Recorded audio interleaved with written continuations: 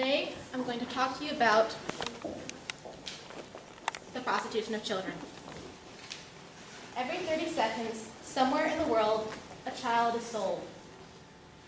Almost 2 million children are exploited every year in the global sex commercial trade. That's girls and boys our age being exploited every year. That's half of all the 10 to 19-year-olds in Canada.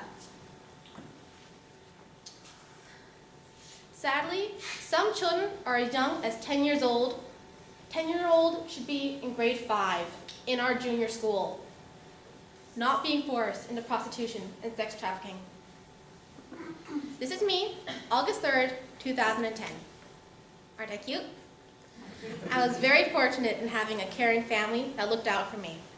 But I know that out there are kids the same age as me, in this picture, that have it much, much worse.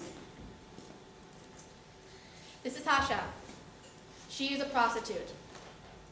In the photo, she is applying her makeup in preparation for customers at the Kandabara brothel in Chanjal, a northeastern city in Bangladesh. Who here is 17? Please raise your hand. That's something that you and Tasha have in common. When a child is first forced into a brothel, their name is typically replaced with a number, further stripping them of their humanity. Also, children brothels will sometimes put a menu for people to look at, complete with pictures and prices, as if the children were a piece of meat.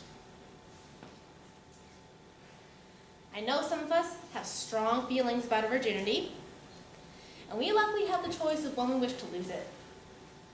But a child's first time is so highly valued, virgins can cost up to $200. But as soon as they're used, they can be easily sold, because virginity is a commodity. Kolab is a sex trafficking survivor from Cambodia. This is a picture of Cambodia's red light district. I'd show you a picture of Kolab, but honestly, they make me sick to look at. She was forced to sleep with as many as 50 people a day. Any money she earned because of all that would go to the person who owned her. And if she didn't get a certain amount, they'd beat her. They'd whip her until she fainted, and they'd keep going.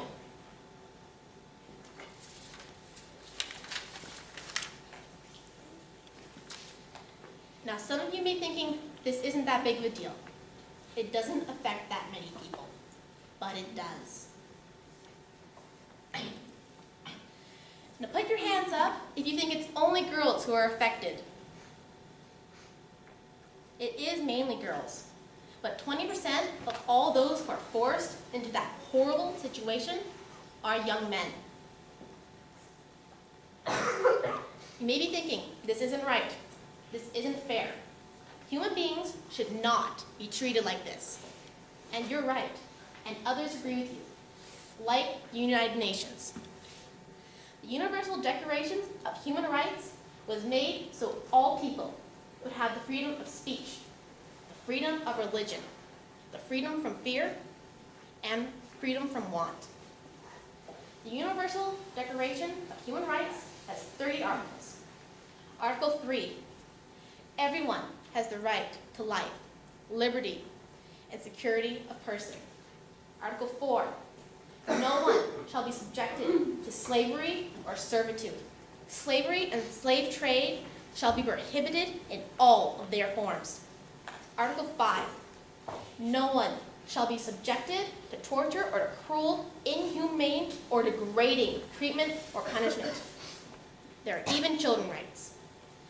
Children have the right to protection from abuse, exploitation, and harmful substances. Okay, so I totally understand how depressing all this is. I know. But we can make a difference. We can. Number 1, make educating children a must in all countries. When a child has an education, they have more say in what they want to do with their lives. Stopping the poverty, stopping that cycle of of having their parents or family members force them to do this so they can have food, because they have nowhere else to go and they need to eat. Number 2, educating transportation service members. That's how a lot of this stuff happens. A kid can be in Cambodia, but she can be flown all the way to Peru because someone there wants to use her. Educating the transportation system will stop a lot of this from happening. And number 3, visiting www.ecpat.net. ECPAT is an NGO that is helping to rescue these kids and giving them a better life. About 15 children have been sold during this presentation. That is way too many.